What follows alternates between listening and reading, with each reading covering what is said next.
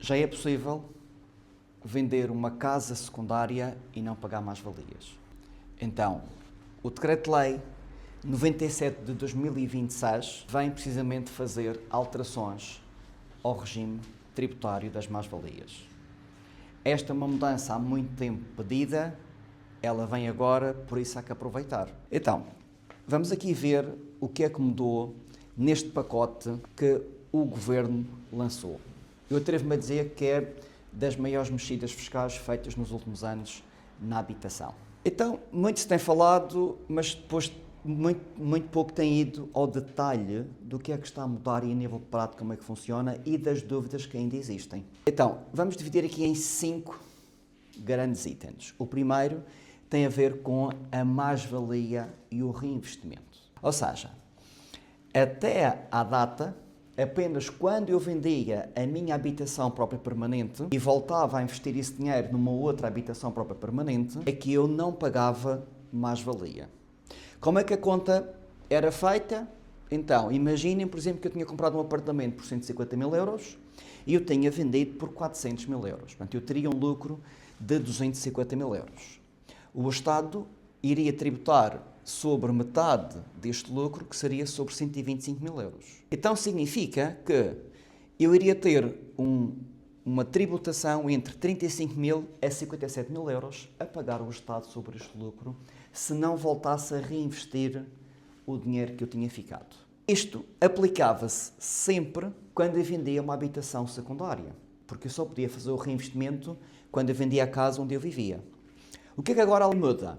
A lei vem dizer que, desde que eu venda qualquer habitação, é isto que diz o Decreto-Lei, por isso é que é importante não ver só as notícias das redes sociais, é importante ver o Decreto-Lei na íntegra, e o que diz é precisamente isso, desde que eu venda qualquer habitação. Não é especificado habitação própria permanente, secundária, esqueçam isso, não é isso que diz o diploma. Agora, eu posso fazer esse reinvestimento para não pagar mais-valia. E como é que eu tenho que fazer? Eu tenho que comprar um outro imóvel para eu colocar. A ideia do Estado, o que é? Precisamente é trazer mais imóveis para o arrendamento de longa duração. Então, imaginem, por exemplo, alguém que recebeu uma herança juntamente com outros herdeiros e tem lá imóveis e querem vender os mesmos. Eu antigamente, sobre esse valor, eu poderia vir a pagar mais-valia. Mesmo que eu quisesse investir esse dinheiro, nem que fosse para eu viver, eu não conseguia fazê-lo, porque eu iria pagar na mesma mais-valia. Agora, o que muda é, se eu vender essa casa, por exemplo, que recebi de herança junto com outros familiares, e se eu reinvestir num outro imóvel, onde irei colocar a renda moderada, que vamos já ver o que é isto, eu ficarei isento. Imaginem outro cenário. Imaginem, por exemplo, alguém que vende uma casa e quer comprar outros 12 imóveis de valor mais baixo. Um para viver, portanto, a habitação própria permanente também, mas quer comprar um outro para pôr em arrendamento. Até à data, apenas contava o valor que eu iria reinvestir na habitação que eu ia viver. Imaginemos, por exemplo, eu vendi um imóvel por 1 milhão de euros e eu queria comprar um apartamento por 500 mil euros para viver e queria comprar um outro 500 mil euros para pôr em arrendamento de longa duração. Então, eu só tinha reinvestido metade do meu lucro. Com esta alteração, o que o Estado vem dizer é que se eu colocar, portanto, tiver um para viver e o outro onde eu vou pôr em arrendamento, então a mais-valia é considerada reinvestida. Não tenho que pagar ao Estado. Imaginem só, num lucro de 250 mil euros, tem uma poupança que pode ir entre 35 a 57 mil euros. Imaginem, por exemplo, numa venda de 1 milhão de euros, a quantidade de dinheiro que eu posso poupar. Então, há requisitos, não é só agora comprar por comprar. E eles não são difíceis de conseguir lá chegar.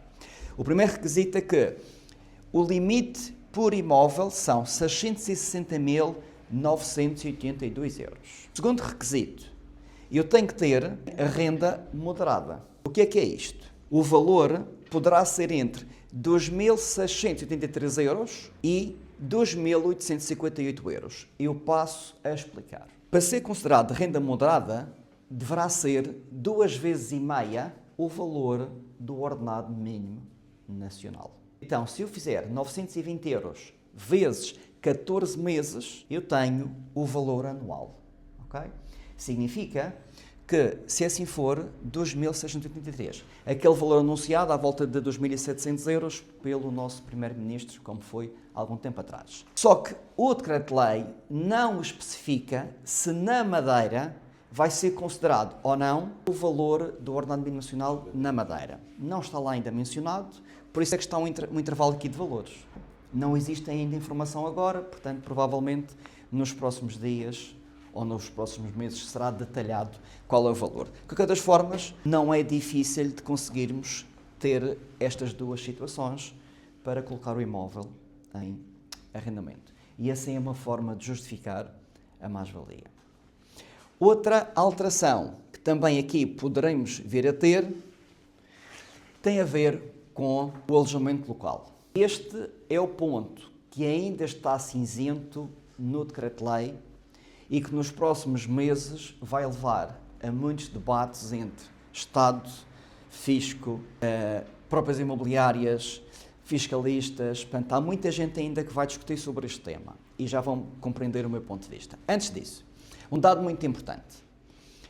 Ao passo que a mais-valia calculada quando eu vendo uma habitação, seja secundária, onde vivo, é sobre 50% do lucro, quando eu vendo um imóvel que está em alojamento local, já não é sobre 50% do lucro, mas sim sobre 90% do lucro.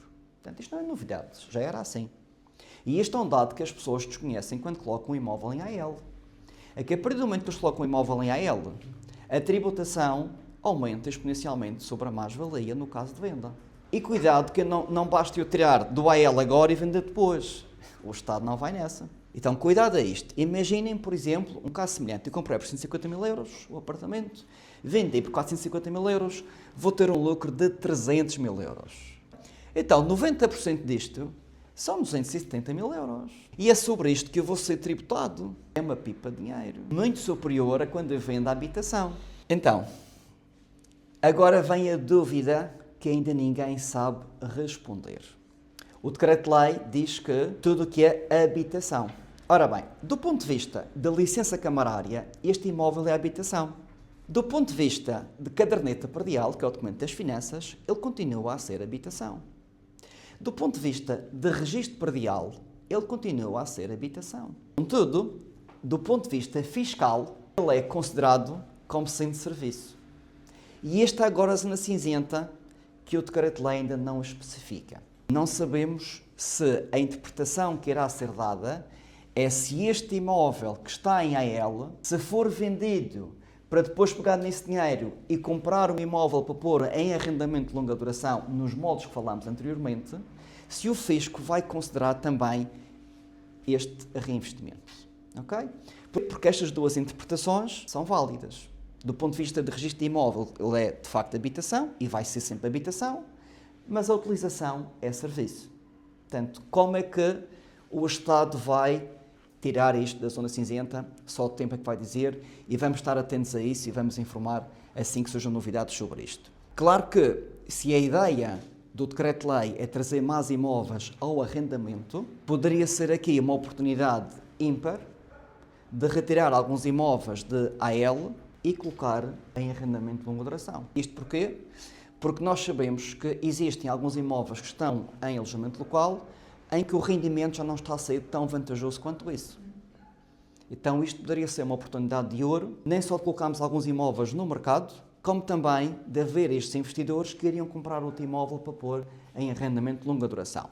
Vamos ver como é que isto aqui se vai comportar, só o tempo é que nos dirá. Terceira alteração que vem neste Decreto-Lei. A redução do IVA na construção. E atenção que aqui neste também há zonas cinzentas ainda. Tanto que o próprio Decreto-Lei remete em que nos próximos 30 dias irá sair detalhes sobre o procedimento. A plataforma onde isto vai ser possível fazer o pedido de reembolso não está ainda criada e vai ser criada apenas mais para o final do ano. Por isso é que existem ainda dúvidas, porque o próprio diploma ainda falta sair algumas especialidades. Então, muita gente fala do IVA a 6%. Atenção, na Madeira não é 6%, é 4%. A redução poderá ser de 22%, que é o IVA que temos na Madeira, para 4%. e não para 6% como toda a gente fala. Isso é no continente, não aqui. Imaginem, por exemplo, uma obra que o valor são 250 mil euros, estamos a falar de uma poupança de 45 mil euros em impostos. É uma ajuda muito grande ao contribuinte, sem dúvida. Agora, isto só se aplica em habitação própria e permanente ou em imóveis que vão para arrendamento com aquela renda moderada. Só nesses dois casos. Se é para depois eu pôr numa segunda habitação, já não entra neste benefício. Existe depois aí outra parte, mas não vou aqui falar nessa situação, mas existe essa hipótese depois de ser construído para vender. Okay? Dado muito importante, o valor que eu mencionei há pouco dos 660 mil euros é o valor máximo que este imóvel pode ser vendido. Além disso, imagine alguém, por exemplo, que está a fazer a sua construção. Como é que o Estado vai balizar isto? O valor da construção, o custo da construção, mais o valor do terreno, não pode ultrapassar os 660 mil euros. Ou então, se a avaliação do imóvel, chamada avaliação patrimonial, que vem na caderneta predial que é dada pelas finanças, também não deve ultrapassar esse valor. Se ultrapassar, deixa de estar incluído nesta redução que aqui está. Agora, o desconto não é imediato. Cuidado. E mais, aqui o Estado vai fazer uma grande diferença entre o desconto ser feito na empreitada, e eu aqui tenho direito, portanto, ou seja, o empreiteiro faz a obra toda, passa-me a fatura e eu vou ter de facto este desconto. Mas imaginem que eu não quero isso, eu quero ir comprar diretamente os materiais às lojas. Vou comprar o azulejo, vou comprar o cimento, vou comprar tudo isto. Aqui já não é claro que consiga ter esta redução. Qual é que é a ideia? A ideia é o Estado poder controlar melhor esta questão fiscal, para não haver tanta fuga ao fisco. É esta a ideia. Mas atenção, porque há muita gente que vai ser apanhada na curva, porque vai querer ir comprar material e depois vai querer este desconto, mas não é isso que está previsto no Decreto-Lei. O Decreto-Lei fala precisamente não estão incluídos as compras diretas de material. Como é que isto será feito? Existe o prazo de 6 meses após sair o título de utilização para eu ir ao site que será disponibilizado mais à frente, e o Estado tem 150 dias para analisar e para depois proceder ao pagamento. Com esta alteração, nitidamente o Estado vai fiscalizar muito mais este tipo de situações, porque vai haver cruzamento entre o Estatuto de Habitação, vai haver cruzamento entre as finanças, a Segurança Social e por aí adiante. Okay? É por isso que o Estado não quer privilegiar a compra direta, porque senão depois o cruzamento é muito difícil de se fazer. E lembrem-se, por mais que achemos injusto, e à primeira vista de facto parece injusto, mas vamos chamar as coisas pelos nomes. Nós estamos num país latino, portanto nós sabemos que é os latinos quando sai alguma lei, que é o quê? Bem, deixa-me ver como é que eu vou dar a volta a isto. É verdade, é o país que nós temos, portanto é uma questão cultural, há de ser sempre assim. Daí o facto de ser feito desta forma. Outra alteração que também agora vai entrar em vigor é a redução da carga fiscal sobre os rendimentos prediais. Ou seja, eu tenho um imóvel, está em arrendamento e o que é que vai acontecer? Vai passar a taxa de IRS de 25% para 10%. Imaginem, por exemplo, uma renda de 1.500 euros. Estamos a falar que ao ano são 18 mil euros, o que dá 4.500 euros que eu tenho que pagar ao Estado de imposto. Significa que com esta redução eu vou pagar apenas 1.800 euros. Há uma poupança de 2.700 euros para o proprietário. Volto a dizer, aqui também tem que ser renda moderada. Em todos eles tem que ser renda moderada. Okay? O objetivo desta medida o que é? Precisamente trazer mais imóveis para o arrendamento de longa duração. Atenção a uma coisa. Esta medida não é definitiva, é uma medida provisória. Ela está em vigor até 31 de 12 de 2029. Portanto, isto não é para sempre. Contudo, é uma oportunidade de ouro. Aqui é necessário, no espaço de 5 anos, eu tenho que ter 3 anos arrendado. Se eu não arrendar durante 3 anos, não tem que ser seguido. Mas no total eu tenho que ter lá 3 anos. Porque imaginem, eu faço um arrendamento de 3 anos, mas o inquilino que está lá só fica 2 anos e vai-se embora porque sim, portanto, eu também depois ficaria desprotegido como proprietário. Portanto, eu tenho que arranjar logo outro inquilino para lá colocar, para não perder este benefício fiscal. Por isso é que durante 5 anos tenho que ter 3 anos arrendado. Se eu não o fizer, perco este benefício. Okay? A quinta e última medida que vamos falar, o agravamento da taxa de IMT para os estrangeiros. Então, o IMT é Imposto Municipal sobre a Transmissão Onerosa, portanto, que é o imposto que eu pago quando compro um imóvel. Okay? Por norma, é o imposto mais alto que eu pago sempre na compra de habitação. E o Estado o que veio dizer é que, a partir de agora, quem não for residente vai pagar uma taxa de 7,5% sobre o imóvel que eu compro. Mas atenção, é que esta taxa já existia anteriormente na tabela de IMT. E há que chamar as coisas pelos nomes, porque as notícias que saem nos diários são muitas vezes notícias populistas e sem ir ao detalhe. Porque reparem, imaginem alguém que compra um imóvel, por exemplo, acima de 1.400.000. Vocês forem consultar ao dia de hoje a tabela de IMT, ela já é taxada a 7,5%. Ou seja, aqui não há nenhuma alteração em quem vai comprar. Então, o Estado não quis também eliminar estes clientes que compram esse tipo de habitação, porque, a verdade seja dita, é uma fonte de rendimento para o Estado. Okay? O Estado onde está a intervir são nos imóveis de valor mais baixo. Porque basicamente também são aqueles que nós, portugueses, também podemos comprar. Portanto, a ideia é eliminar um pouco esta concorrência. Imaginem, por exemplo, um imóvel que a compra sejam 500.000 euros. O que é que acontece? Nesta compra de 500.000 euros, o IMT antes eram 24.125 euros e passa para 37.500 euros. É uma diferença de 13.375 euros que esta pessoa paga a mais. Só que há maneiras de não pagar este valor. Se a pessoa for estrangeira, mas vier residir para Portugal, então deixa de ter esta sobretaxa. Ou, se for estrangeiro, não vem residir para Portugal, mas comprou e colocou em arrendamento em renda moderada. Então, já não paga esta sobretaxa. Porque, novamente aqui, o que o Estado pretende fazer é retirar a especulação de comprar isto como um ativo e depois revender, assim colocar o benefício para quem quer comprar e colocar em arrendamento, porque vai novamente trazer mais habitação para quem vive cá e é português. No imóvel de 500.000 euros, o estrangeiro pagar mais de 13.000 euros, provavelmente ele paga e faz a aquisição.